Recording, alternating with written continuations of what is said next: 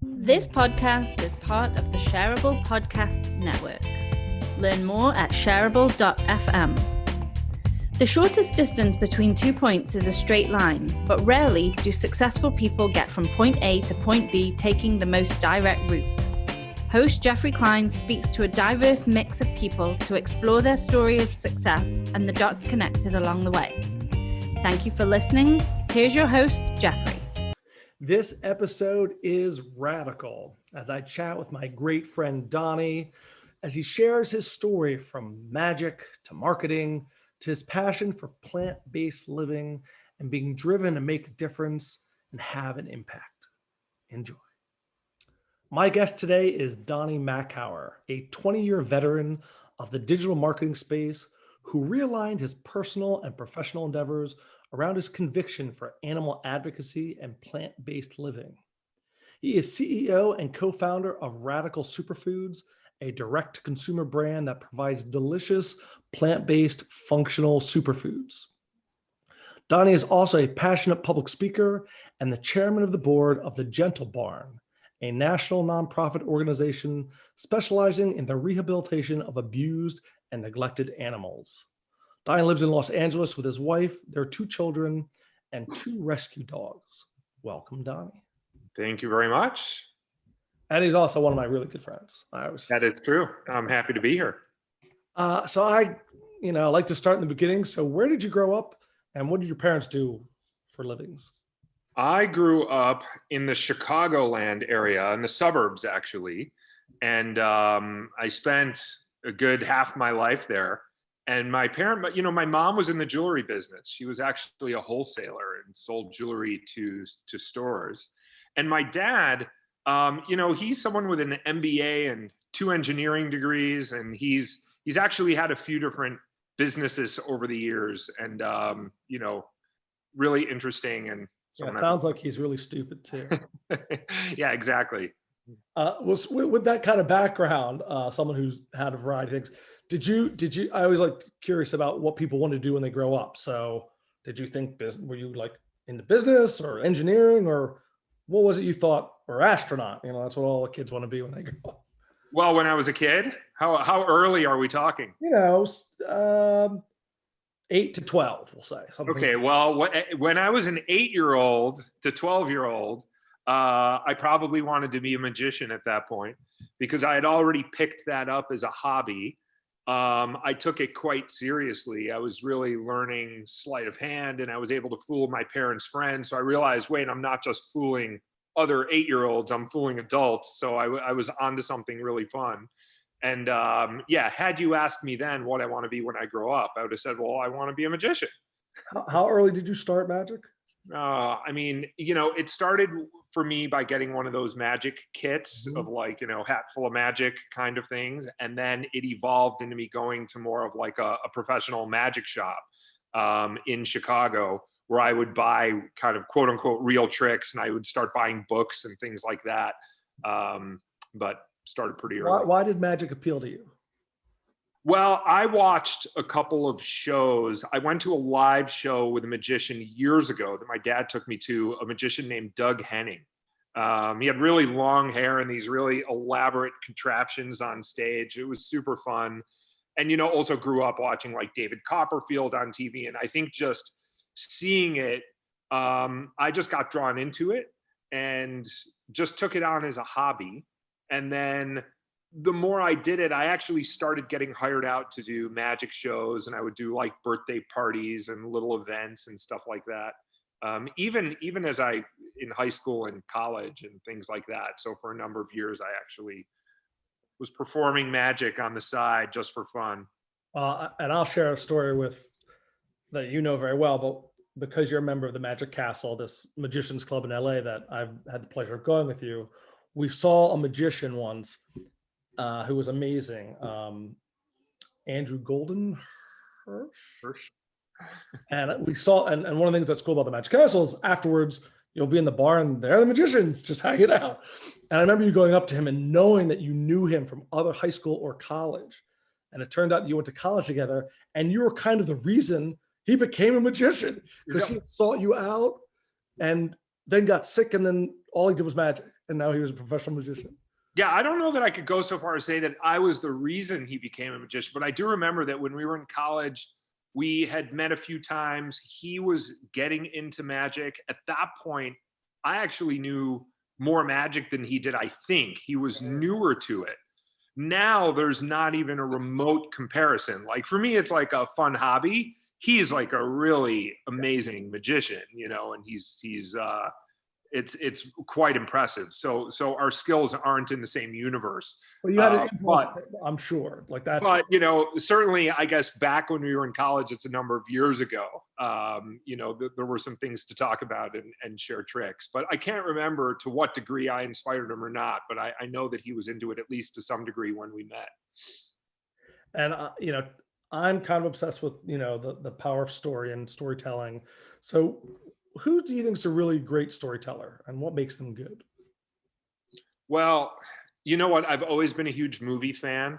So whenever I think of great storytelling, my mind goes to movies. And while it's probably cliche at this point because he's such a popular director, but you know, I always think of Spielberg because again, growing up in primarily in the 80s and you know, so many of those hit movies that he made were part of my childhood and are just sort of burned into memory. And so he definitely stands out as a really adept storyteller. I think if we had a list of the top 10 storytellers in history, he probably would make it. He'd probably be one of them. Yeah. And so you grew up doing magic and then you grew up also doing martial arts. I know you're very into karate and then kung fu. So what, and I know part of it was discipline, but part of it was health. When did health and kind of nutrition become important to you? You know what? I started, so in 2012, which is now, I've jumped way past childhood and things like that. But in 2012, and I was already living in Los Angeles, my sister, who's totally okay today, but at the time she was diagnosed with breast cancer. And she had surgery to remove the cancer, but it had spread to her lymph node under her arm and then to her spine. And she went through a treatment, not a traditional Western treatment, but she went to a wellness center and essentially made dramatic changes to her life. She followed a plant-based protocol. I mean, she removed not only processed junk and sugars and, you know, bad foods for you, but she removed all animal products. So no dairy, no eggs, no animal foods at all, no meat, fish, whatever it is, all got cut out. And she adopted a whole food, plant-based vegan diet. And a lot of it was raw. It was virtually all organic. And by following that change, and also I'm sure other changes to her life, and she reverse her condition. She sort of halted it in its tracks. And I want to be clear too, that, you know, I never want to make a statement as though, hey, just adopt a plant-based diet and you will reverse your cancer. But I will say that her making that change in her life really did have a dramatic impact on her health, at least as a case study of one. And it introduced me to the power of food, the power of plant food in particular. And it kind of opened my eyes to food's ability to nourish and heal the body. And that is what put me on the path to really, really get into it. There's no doubt that when I was into martial arts, I understood the importance of nutrition. I was advised ways to eat and drink and things like that from the people who taught me martial arts, but it was completely taken to a new level in 2012 with this, you know, family story that I just shared. Well, it's interesting because I recognize that really, you know, was what propelled you into what you're doing now professionally. But one of the things that I know, knowing you well, is you've always been very curious and interested in lots of different things, of which nutrition has been one since I've known you for 20 odd years. You know, whether it was reading on why we shouldn't be, you know, drinking milk and gut health and all these things that, you know, you're more, I think, aware and interested in that than the average Joe, which may have sort of primed you for when something dramatic like that happened to be like, whoa, this kind of confirms a little bit of what I felt. And now you've kind of go, but at the time you were running a successful, digital marketing company. And I know that story shifted you from doing that to aligning kind of with more of your belief systems. How did you decide to make that actual shift? Because it's dramatic to make a pivot like that when you were already kind of at the top of your game in your field. To then start, to start something new is pretty, to catch a phrase, radical. Yeah. Yes. Well, I was co-founder of a really great digital marketing and advertising agency here in LA, and we had a lot of influential global brands as clients, and it was a great experience. But I ultimately, so this happened. This incident with my sister happened while I was at the agency, so it put me on again this path to try to figure out what is the optimal human diet. I started reading books on this topic and watching talks and debates, and I was just really fascinated by it. So that almost became a side passion just in my life. And ultimately, my partners and we sold the agency. And so I knew that at some point I would be transitioning out of that business and ultimately doing something else. And by the time I did that, I really felt like I could take a lot of the skills that I had developed in strategy and brand building and thinking through customer experience and other things that brands hired us to do for them. And I can apply those skills to something that I became really passionate about, which was plant-based living. And I've talked to you at length about the kind of what, and I've described this to others about the kind of 3 pillars of why people become vegan. One is kind of health, one is sustainability in the environment, and one is animal advocacy.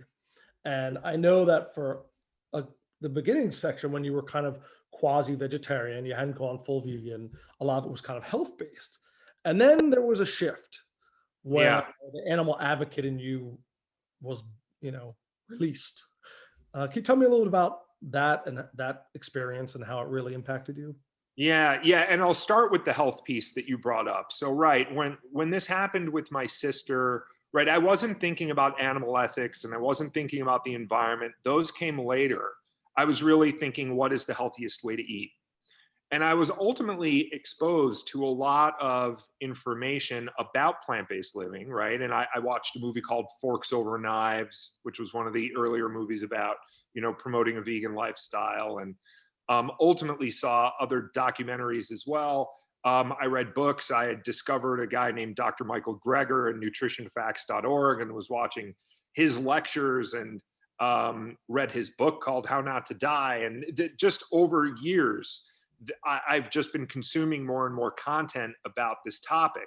But again, when you're doing it for health, I was open to other ideas. So that's why I found the debates with like the paleo doctor or the keto doctor talking opposite the plant-based doctor. I'm like, oh, this is interesting. And I don't know, should I be eating some grass-fed beef? And is that good for me? And ultimately, I really came to believe with all the research that I did, and again, I'm not a doctor, but I know how to read, right? I know how to listen to doctors, and just with all the knowledge I accumulated, I came up with my own conclusion that plant-based living made the most sense. But when you do it for health, I was essentially 80 to 90% there in terms of how strict I was. My feeling was if I eat really well, the vast majority of the time, what difference does it make what I do on occasion? Right. So if I'm taking a meeting in a steakhouse, okay, when in Rome, I'll get the ribeye, right? Again, because it's one out of however many meals that I would do that. But then in the beginning of 2018, so now we're like 3 years ago now, I watched a talk that really introduced me to the idea of it brought up the topic of animal ethics and what it is that we do on a day-to-day basis to exploit these animals really needlessly, and it opened my eyes to something I had never thought about, probably never wanted to think about. Like most people, I think there's some cognitive dissonance there. And once I saw that, that's when I stepped over the line and was 100% plant-based. In fact, I decided there's no reason for me to ever spend another dollar to support animal exploitation. So that's not just in diet. You know, I don't buy leather. I don't buy any product made from an animal, tested on an animal. I'm not going to have a horse pull me around in a carriage. I just don't need to, you know, I believe animals are here on this planet with us, not for us. So I just avoid taking advantage of them. I want to get back to that a little bit because obviously it's a big part of what you're about, both personally and professionally. Yeah. I want to go back just to kind of a more general question about your experiences, because one of the things I find interesting is the unexpected places we find ourselves. So you've, you know, worked for global brands, you've traveled a lot, I know, both with your current company and obviously in your life. Is there any place that you kind of figured you were kind of surprised you found yourself? And that could be a place or talking to someone where if you thought about that 5 or even 10 years ago, you'd be like, I can't believe I'm actually having this conversation, or that I'm in this place. Any place that kind of a person that comes to mind? Well, I'll tell you one place that's interesting is where you and I met, which is we're 2 guys from the US and we met in Australia as study abroad students. So who would have predicted that one? Sometimes you meet people in the most unlikely place. But I will say that, you know, during my time at the agency, we had a lot of big brands as clients. And occasionally we worked with brands that are actually tied to, you know, pretty significant individual people. And there was some work that we did for OWN, the Oprah Winfrey Network. And, you know, there were a small handful of meetings that I had with Oprah, and she had lived up to all of the things that you would hope she would be. And seeing her on TV, I just thought she was a pretty amazing person and really thoughtful and really smart, even in small, you know, closed room settings. And, you know, there was one conversation in particular that was memorable. That was just a few of us in the room. But I think if you were to have cut to a few years earlier, you know, would I have predicted that or a handful of other meetings like that? Probably not. It always makes me, you know, having worked in the film industry and met, as you have, lots of, you know, successful, famous people. Yeah. When you hear the story of someone that you hope is as you know, generous and giving and amazing as Yeah. theme, it kind of makes, you know, restores my faith in humanity. Yeah. So, and Oprah is definitely one of those amazing storytellers on her show and in general. Do you think that being good at telling stories is a skill that people can develop, or do you have to kind of be born with it? I think it's a little bit of both. I think there are some people who just maybe they're either a little more introverted or a little quieter. It's harder for them to sort of tell stories. It's just maybe not as innate. Or doesn't come as naturally. But I do believe that with a little bit of practice, anybody can become a storyteller. I mean, again, I think there's levels of storytelling, and it's maybe hard for someone who, you know, hasn't had that as a core strength for their whole life to become like an expert storyteller. But I'm sure there are many examples of where that does happen. But so I would say, yeah, everyone can become a storyteller. And I also believe, even more importantly, that everyone has a story to tell. You know, everyone's got some really interesting things to share with the world. And so it's one of the reasons it's so important to listen and not just talk and hear those stories as people share them.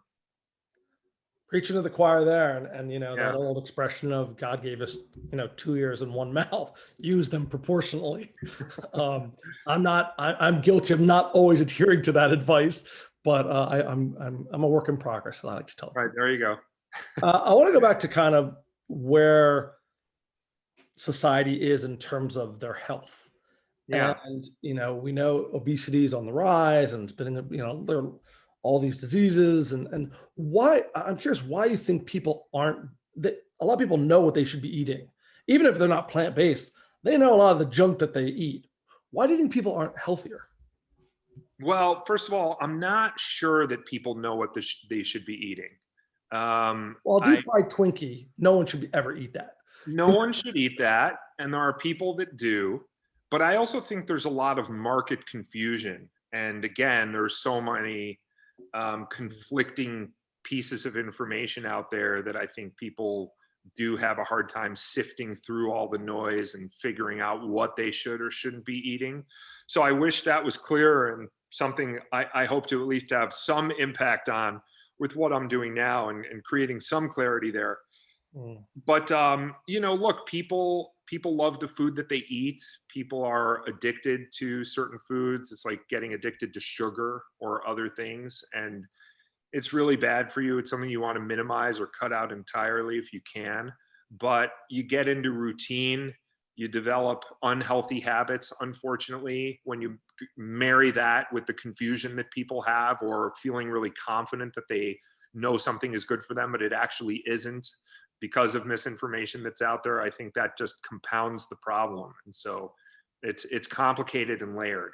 That's a good point, because when I think about diet, which is in itself a concept that I think is troubling, if you're on this diet, but there's so many, the fads that come, and one day it's, eat this, and the next day, no, don't eat that. And then so it flip flops a lot. And I think that definitely causes confusion. We've learned now that, green vegetables are bad. And like, no, come on now.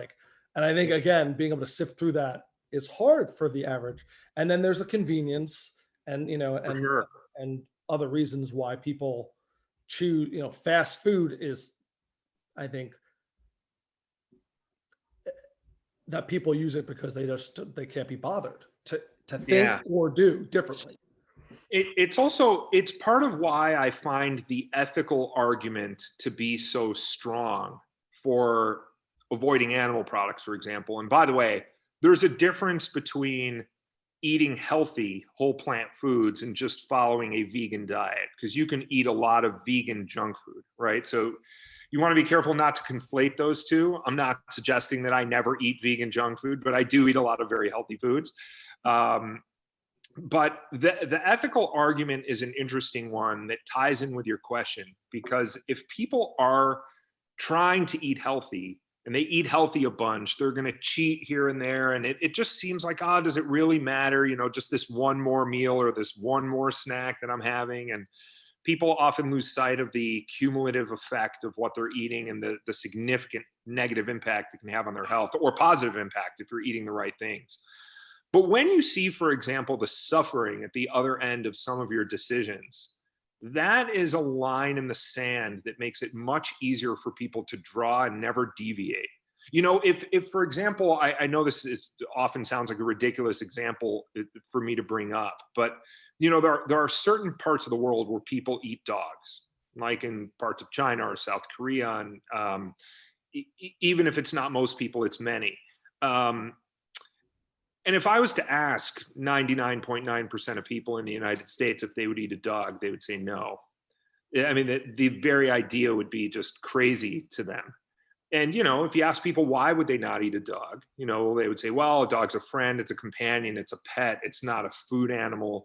There's no question or doubt in people's mind that these are emotional, conscious, sentient beings that absolutely feel pain and suffer and don't want to die. Nobody doubts that for a second.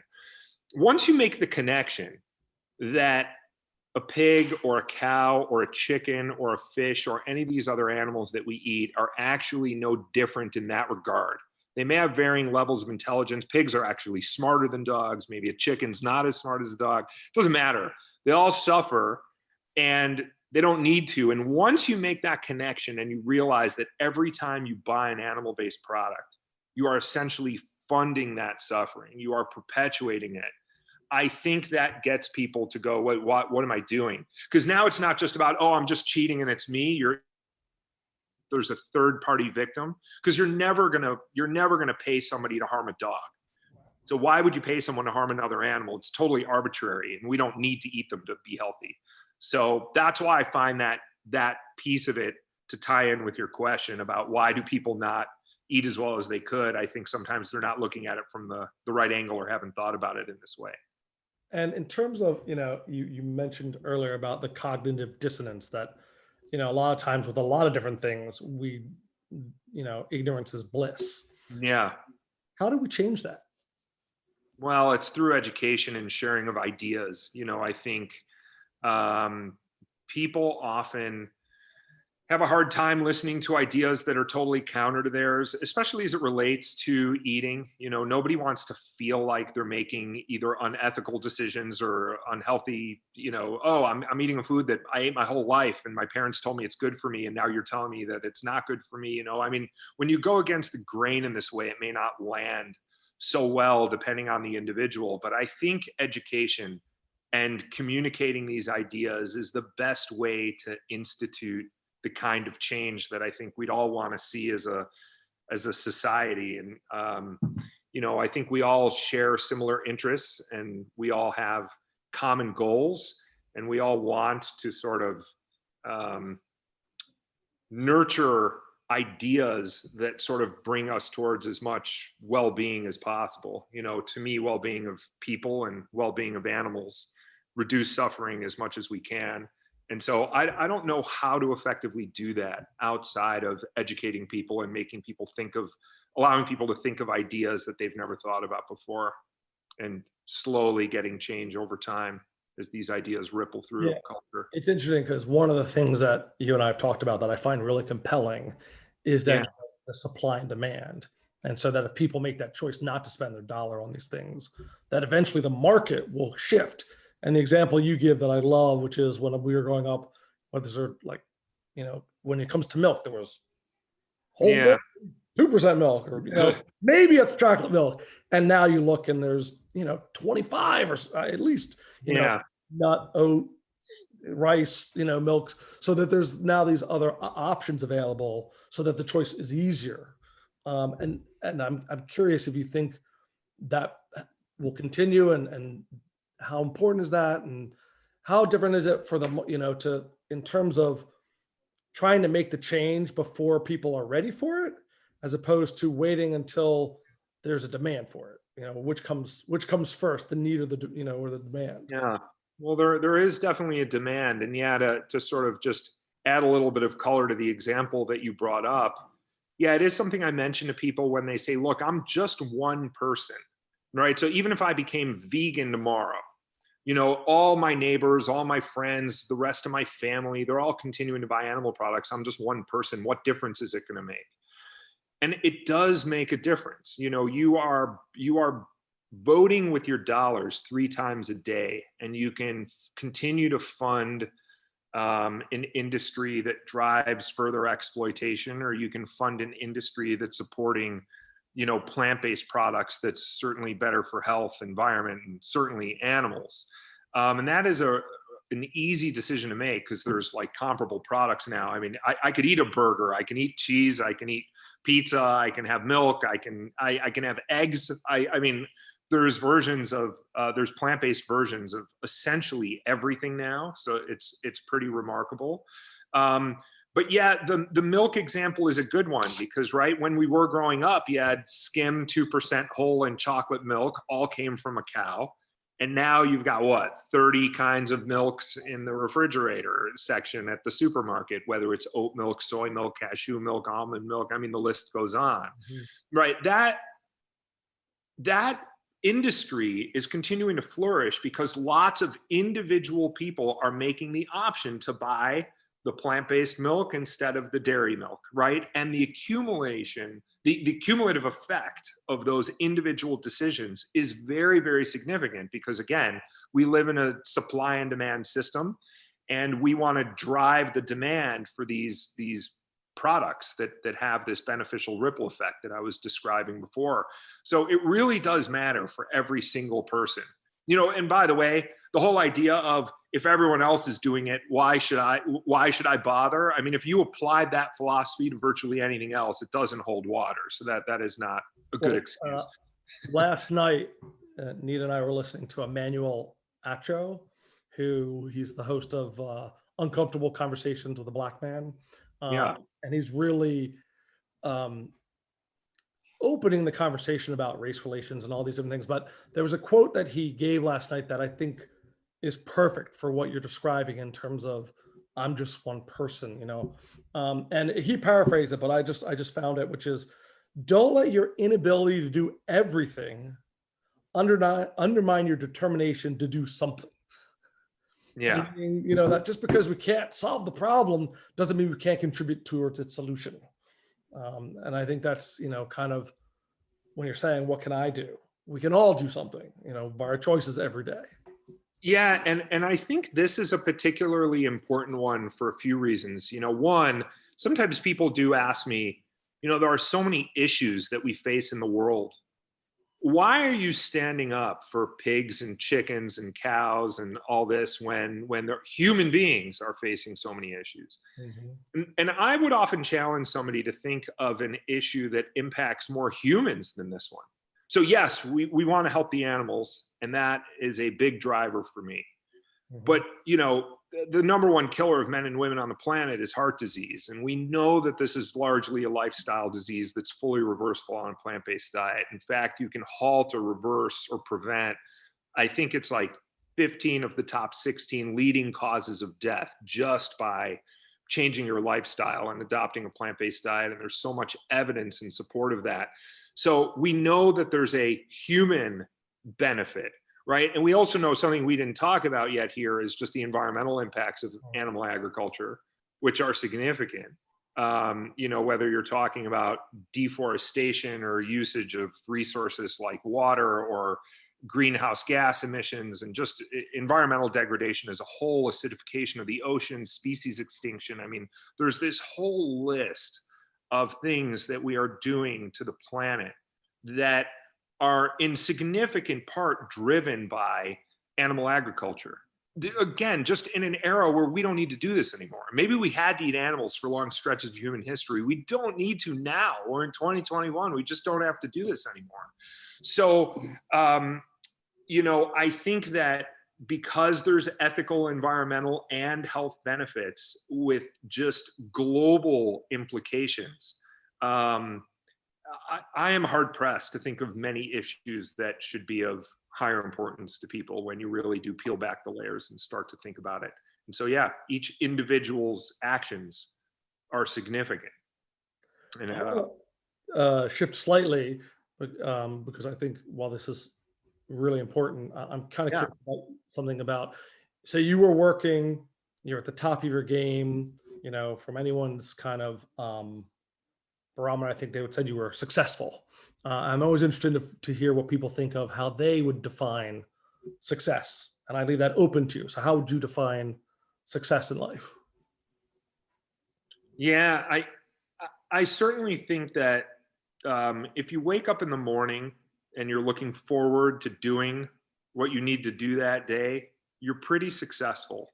You know, and I'm only talking professionally. Obviously, broad success in life includes surrounding yourself with family and friends that you love and that love you. And there's so much fulfillment and happiness that comes from a wide variety of factors. But just assuming that your question is targeting a more sort of professionally oriented answer, I do think it's just about the pure love and passion for what you're doing. And I've heard many people provide advice like that over the years: follow what you love and the rest will fall into place.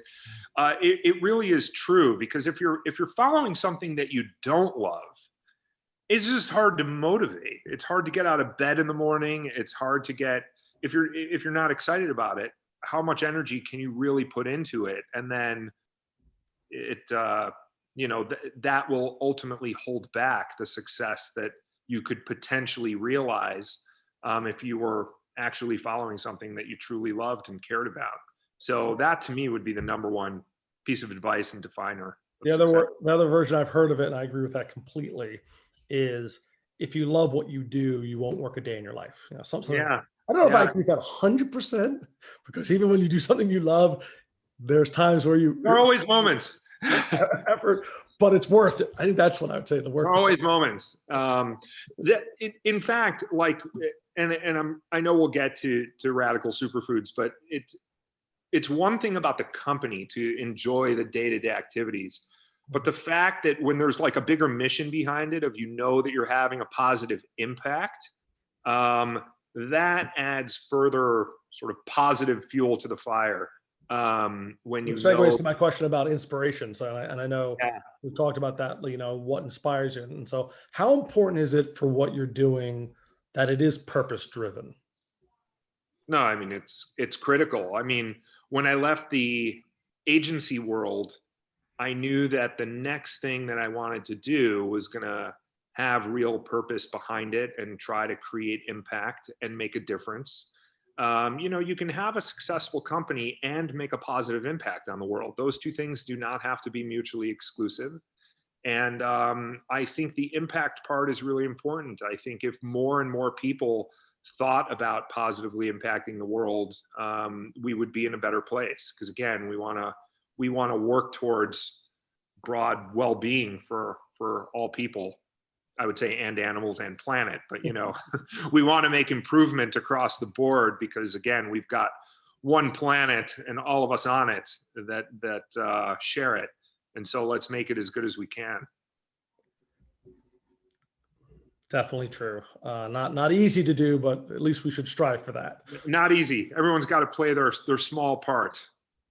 Speaking, I'm curious, in terms of advice. So if you were going to give advice to your 21-year-old self, knowing what you know now, what would it be? To my 21-year-old self? Mm-hmm. I don't know if when I was 21, I actually was thinking then, just figure out what you truly love and do that. I think when you're 21, you're just, trying to figure out different opportunities and what could you do and forge a path. That would definitely be advice I would give to my younger self. I would probably be advising myself to do as much listening as possible. I think listening is a very difficult skill to develop. I think it's really hard for everybody. I think it can be challenging even today for me and others. And sometimes you don't even realize it. If you ever catch yourself in a conversation with somebody, or maybe even in a room full of people in a conference room, and somebody says something, and then you think about something you want to say in response, and then you're waiting for your moment to actually make that comment. And because you're in your head waiting to jump in, where's my right moment? You're not even listening to the next 2 or 3 comments, or maybe 2 or 3 people who are talking. And you could sort of miss other key moments that are even relevant. Maybe even the moment passed you by. And so listening is a really key skill. I want to ask you an interesting question about that. Yeah. Was that a justification for interrupting? Because I have this bad habit of interrupting because I'm worried that if I stop and don't share, that by the time I go I'll forgotten or it won't be relevant. And I know the answer is no, but it was a rhetorical question. Yeah, well, there are absolutely moments where it's, warranted to interrupt, especially if someone's saying, when you said X, Y, Z, and then they're actually misstating what you said or something. And maybe you need to jump in to create an immediate or provide an immediate correction. But generally speaking, I think listening goes a long way. And again, probably something that we all need to work on. I want to get into radical superfoods for a second in terms of the trend in health and nutrition in general. Yeah. What are you trying? Yeah, I have but what are you trying to do with radical? What is the mission? What is the purpose of creating these plant-based superfood products? Yeah, well, I'll take a half step back and describe the company, at least from a high level. You can almost think of the company as having 2 layers to it, right? The top layer is the part that's more evident today in our development, which is just having these great quote unquote superfood products that are nutritious, they're functional, and they taste great, and they're easy to incorporate into your daily routine. So people understand what nutritious means. Functional, basically, people have various functional needs. So if coffee, for example, caffeine is a functional ingredient. So if you're tired and you need energy and you consume caffeine, you get the functional benefit of energy.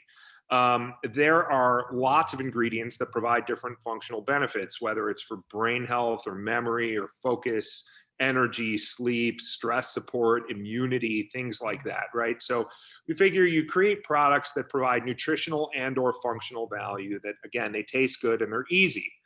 That would be a way to make it relatively low lift for somebody to start to incorporate these plant-based healthy foods into their daily routine.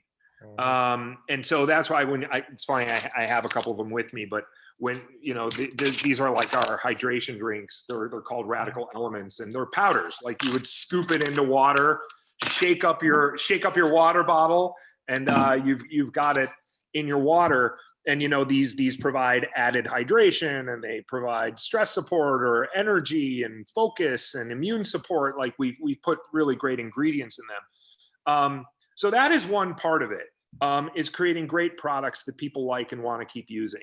But then over time, we're looking forward to rolling out more of the technology platform that underlies it all, that allows us to personalize products and protocol and tips and advice that people get to really optimize the well-being and build healthy habits, so that if you are someone who's tired during the day and need energy, and you're not sleeping well at night and want to improve your sleep, you're not just taking products that help you do that, but you're actually making little adjustments to your day-to-day behavior and lifestyle that will actually help you build, again, habits to improve those conditions. So it's really both. It's data and technology meets the food and beverage space. So it's interesting because this happens to be one of the rare times of the day that I don't have a Radical on my desk, because it's that I have, the passion fruit in the morning, and I love it, and it's great. And yeah, and then, which Nita loves that one better, slightly more than the dragon fruit, which I have almost every day at dinner. That my son Ethan I always need to make extra because I know I'm going to lose a third of it, and I always offer to make his own, and he's like, no, I'm fine. And then continues to drink mine. So I want to go back to something that you said, because I think this is something that people are curious about, and it's in the name of your company. So the idea of superfoods, you kind of had it in inverted quotes. So what is a superfood? What makes something a superfood? Is it a marketing thing, or is there, how would you define what makes something super? Yeah, I think it has become a bit of a marketing thing. We almost didn't even use the word superfoods, because I periodically see that word used on food that's kind of masquerading as something that's good for you, and it's not, and it claims to be kind of super foody, but it's not really. But I find superfoods, I'm a big advocate for whole plant-based foods. So if you take, like, one of the ingredients in this product is maki berry. It's kind of a unique berry. It's high antioxidant. And so if we say that we have organic maki berry in here, which we do, we are, those berries get picked, they get freeze dried, which means they get frozen, they get put into a vacuum chamber, you draw out all the liquid, you're left with like a crunchy berry that, if you've ever had freeze dried snacks and they're super crunchy and tasty, you're just removing the moisture, the water, and then you can pulverize what's left and to crush it into a powder. But it really started as a whole plant food, and it retains the nutrients. You've just lost the water, you even still have fiber. These are the kinds of ingredients that we're using in these products that, to me, something that is a superfood is either a whole plant food that provides real nutritional value and or functional value. Like we use an ingredient called L-theanine from green tea, which is just very supportive in a variety of ways. We actually use it as part of a stress support boost, and we use it as part of an energy boost when we combine it with caffeine and something called rhodiola. There's so many benefits to these various botanicals and ingredients, but it's got to meet a certain criteria for something to be a superfood. It's either just something that's really nutrient dense that no one's going to debate, like broccoli. No one's going to dispute, okay, broccoli is good for you. I think we all know that.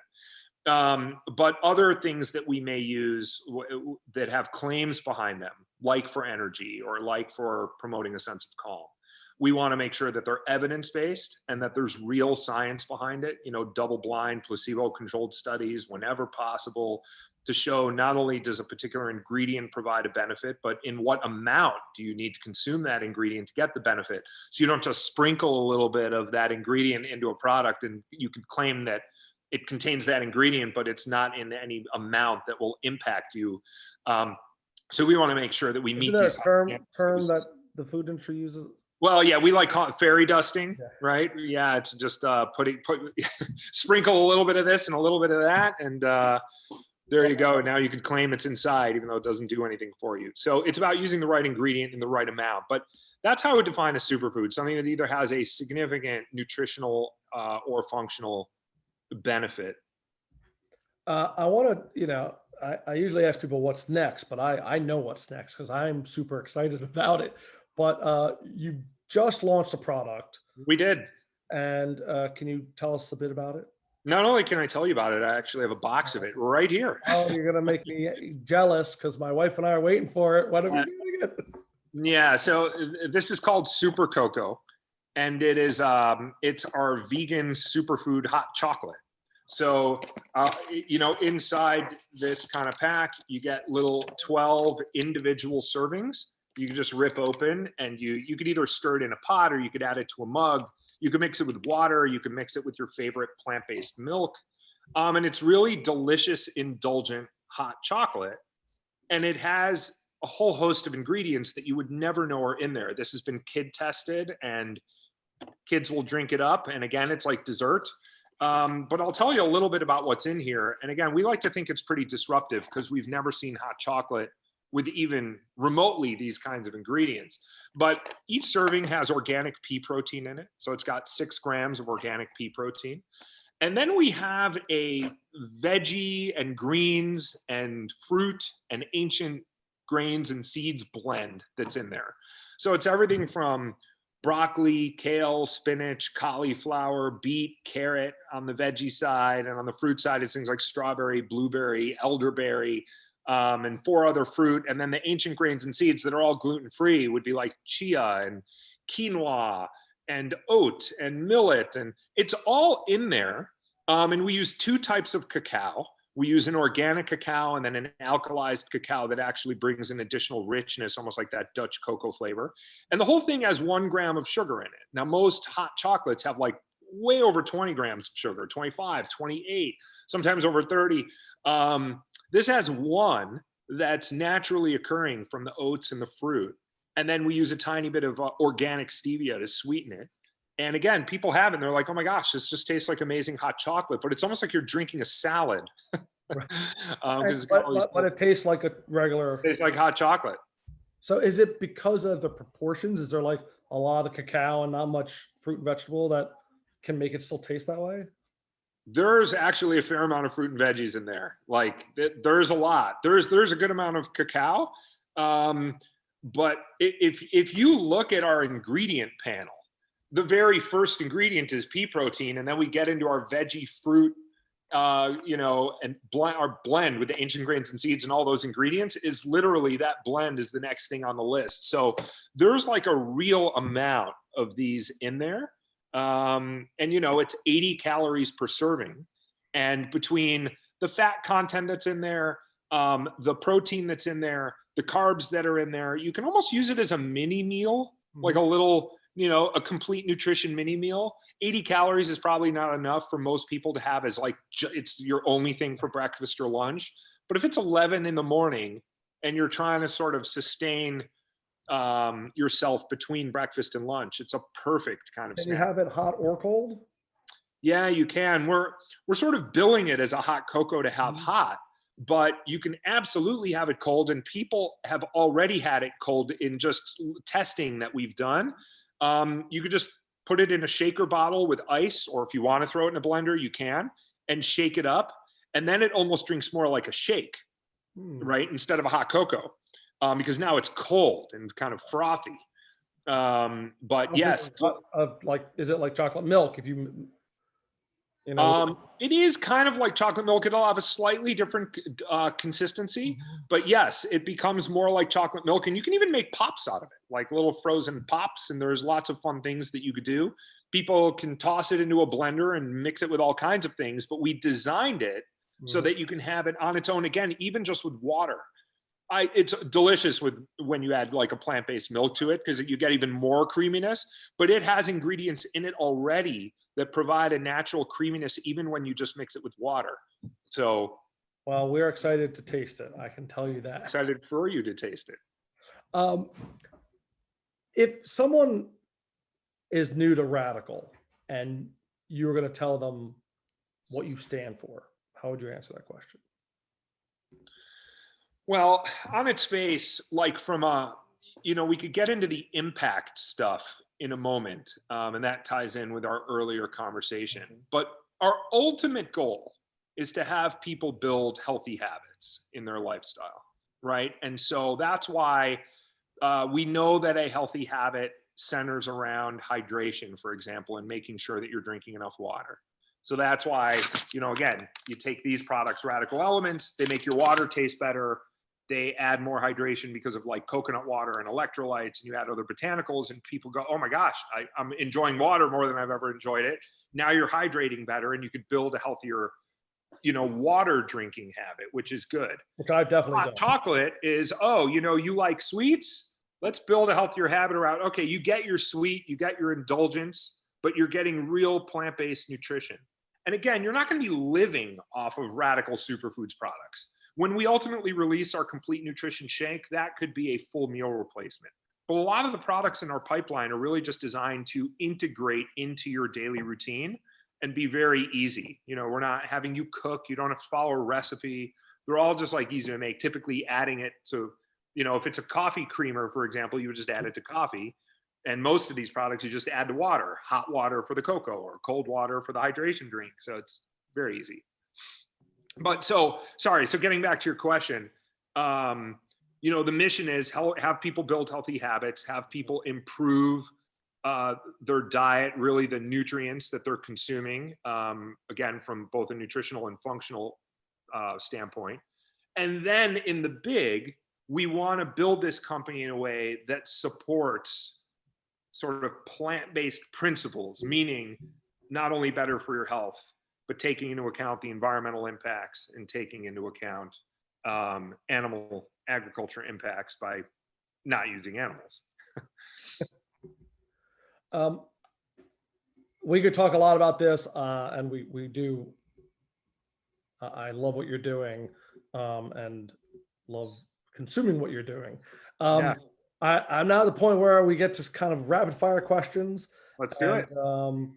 Just these are meant to be quick, but we'll see how we get. All right. Is it better to be a planner or a doer? Better to be a planner or a doer? Well, I would say a doer if I had to choose between the two, because at the end of the day, you have to get things done, and that's how you make change. So it's good to be a planner and a doer, but if I had to choose one, a doer. Should stories always have happy endings? No, because life stories don't always have happy endings. So I think there's more to learn from a broader range of stories, some of which are happy and some of which are not.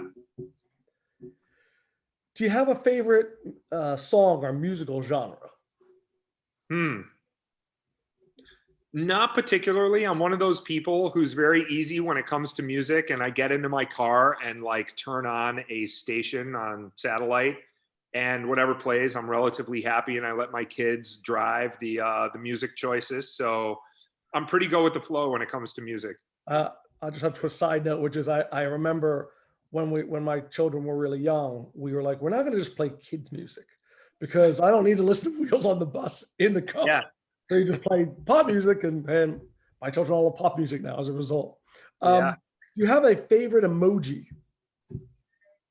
Do I have a favorite emoji? I don't know why, but I love the face. It's not a smiley face. It's just two eyes and a straight line like this, not smiling and not frowning. And I so often just, I might be in a conversation and I just feel that. I'm just, I don't know why, but that's probably a favorite. How about a favorite social media platform? You know what? I do really like Instagram, but I think I spend the most time on LinkedIn, which, I guess it's a social media platform. I think most of us think of it as that, but it, it's just so different than the others because it's more professionally focused. But I think LinkedIn would be my platform of choice. Can you name a book that left a lasting impression on you? Yeah, there are two that are related actually to plant-based living. One is How Not to Die by Dr. Michael Greger, which really gets into why why he advocates so strongly for whole food, plant-based eating and all of the benefits. And it, when he says how not to die, he basically means how to not get heart disease, how to not get cancer, how to not get right, and how to not die from those things. And it shows the impact of diet. And another one is a book called Finding Ultra by Rich Roll. And that book kind of also had an impact on me as I was developing this lifestyle. Thought it was very good. Now, this is going to be a challenging question because I know you and I love movies. So I want you to try and name one of your favorite movies. One of my favorite movies. I know that's all. All right. One of my favorite movies has always been Searching for Bobby Fischer. I do love that movie. Just about a little kid based on a true story who's just a chess prodigy. And that movie, I've seen it a handful of times, and I think it's really terrific. So that one ranks up there. It's hard to say, is that my number one favorite or not? No. But I think that's forever going to have a spot in my top 10. We just watched it with the family, and it's awesome. It's a really good movie. It's so good. Can you name one thing you can't live without other than radical superfoods? How about my family? That would be a tough one. I'm just really blessed to have the family that I do, and that's easy. Can't live without that. And if you could be credited with inventing something, what would it be and why? That is a tough one. It's always easy to be like, oh, what if I was the one that invented the light bulb, or how to harness electricity and get it in everyone's house? Those would be good. But I'll tell you, maybe it's a future invention. Maybe it's just the thing that will ultimately have the greatest impact in moving people in a direction that minimizes exploitation, maximizes well-being, maximizes the health of our planet. I don't know what that is yet, that one thing, but whatever that is, that would be a nice one to have your name attached to.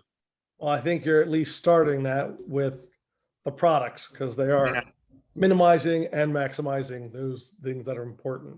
Yep, agreed. So obviously you're promoting, the radical elements, which are amazing, and now Super Coco. If people want to go and get their hands on the product or find out more about Radical and you, what's the best place for them to do so? Yeah, so they can come to our website, which is radicalsuperfoods.com, and we spell radical without the vowels. So radical is just RDCL, radicalsuperfoods.com. Let's see, yeah, you can kind of see the logo there.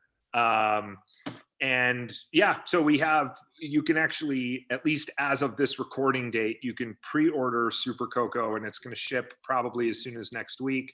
And then we have Radical Elements, the 2 hydration products, which are available right now. And then to find out more about me or connect with me, I think the best platform is LinkedIn, which I referenced earlier. It's just my full name, Donny Makower, on LinkedIn. We'll put that in the show. And by the way, we do have an active promo code running. And it's just Get Radical, GET, and then RDCL, all one word. So if someone was on our site and is in checkout and they type in Get Radical, it will take 20% off their order.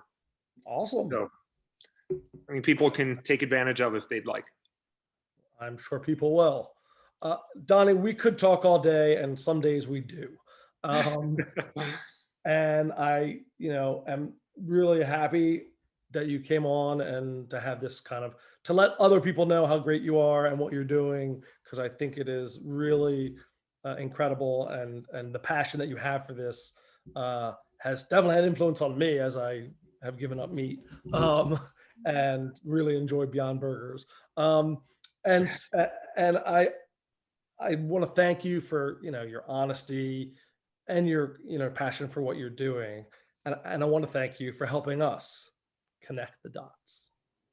Thank you. Well, the feeling is mutual, and it was really great to be here. So thanks for having me on. It was awesome. Thank you for taking your time to listen to this podcast. Please subscribe on your preferred podcast platform so you don't miss any future episodes. If you could also do me a favor and please leave a review on iTunes, I would really appreciate that. Remember, story matters and is the best way to connect the dots.